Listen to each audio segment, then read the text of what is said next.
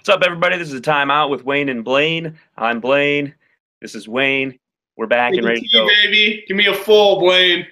Today, we've got Lavar Ball back in the news again. We're also talking a little Wofford Terriers upsetting UNC yesterday. We're going to start off with Lavar Ball back in the news, talking about starting his own league for high school kids that don't want to go to college, Matt. Lavar, I have had enough of this guy. I'll tell you what.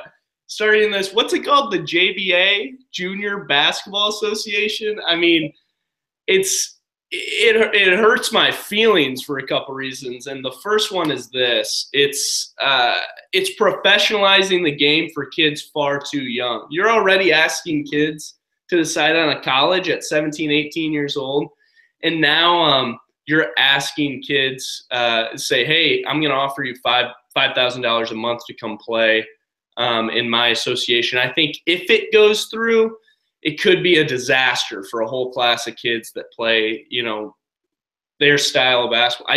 I don't imagine him getting the coaches, him getting the development for him to be able to prove to the NBA that this is beneficial. I mean, that's bottom line. What I think it's a disaster, but it possibly could go through. What do you think, Blaine? Yeah, it's not going to happen, in my opinion. It literally won't happen. You talked about him not being able to get the NBA caliber coaching and people in on board. The G League already exists. I mean, they've got an opportunity for these kids that don't want to go to college. The one and done rule doesn't apply. That can play for these teams, the G League, and they can make a decent amount of money. Lavar's talking about paying $3,000 to $10,000 a month, which realistically, I doubt many kids are going to get $10,000 a month. You can make a decent little amount of money for a kid out of high school and have your room and board paid for and meals and be taken care of by NBA caliber teams with up and coming NBA assistant coaches coaching these teams. There's NBA scouts at all of these games. It's not going to happen. It's just more fodder from him.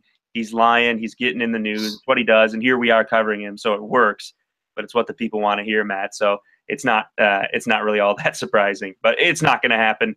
NBA G League's way to go. He's not going to be able to exploit these kids. He just wants more attention. Lavar Ball, JBA, Junior Basketball Association, will not happen. I know. And Blaine, it's tough because, I mean, you'd like to see them be able to get the development for players. I like the way that it's set up right now. The one and done thing is okay. I mean, I've got an extended opinion about that. But let's move forward here to Wofford taking down the defending champs 79-75 last night in Chapel Hill. What'd you see in that game? Yeah, I mean, I just saw the excitement of college basketball that I've been missing.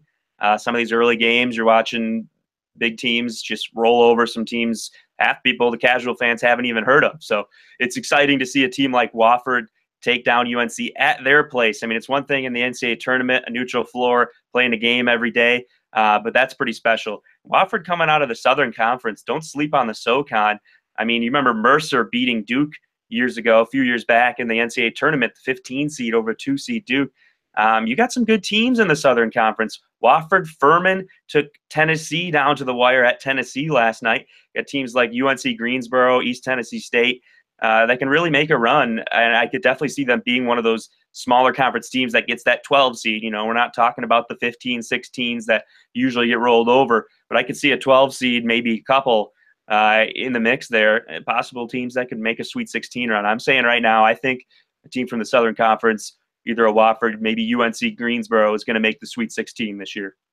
I think that's a good call. We're used to talking about the SoCon as a baseball conference come, April and May when the World Series comes around.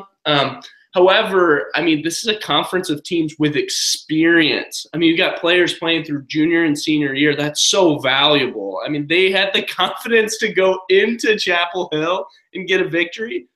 What makes you think they'll be scared in March? I mean, I have no reason to believe those kids aren't fully confident. I mean, that goes into, the inexperience of freshmen and sophomores. They may be just playing under huge pressure, huge lights at North Carolina, but the experience proves that these juniors and seniors at Wofford have what it takes to win big games. And that's our full timeout, right, Blaine? Yeah, I've got no question about that. You're talking about that experience. I just wanted to mention one more thing. Fletcher McGee, he's a guard for Wofford. The Terriers played 39 minutes, 27 points. This kid was not afraid to shoot at all. And he was showing that confidence of an experienced leader. The guards, graded openings for the bigs for Wofford. So one last time, shout out to the Wofford Terriers for the big win against North Carolina. Look forward to more excitement in the college basketball season. And if you like college basketball, you're not going to want to miss the first few guests we've got. Matt, maybe we won't tell the people yet. We'll keep it a surprise, but I know for sure that we've got some great guests coming up. If you like college basketball, you'll want to tune into our first couple podcasts. We'll say that much. End of December, it's coming out. Wayne and Blaine, look for it on iTunes. Keep following us for timeouts on Twitter and on Facebook. Check out the page on YouTube if you haven't. Thanks. It's been a timeout with Wayne and Blaine.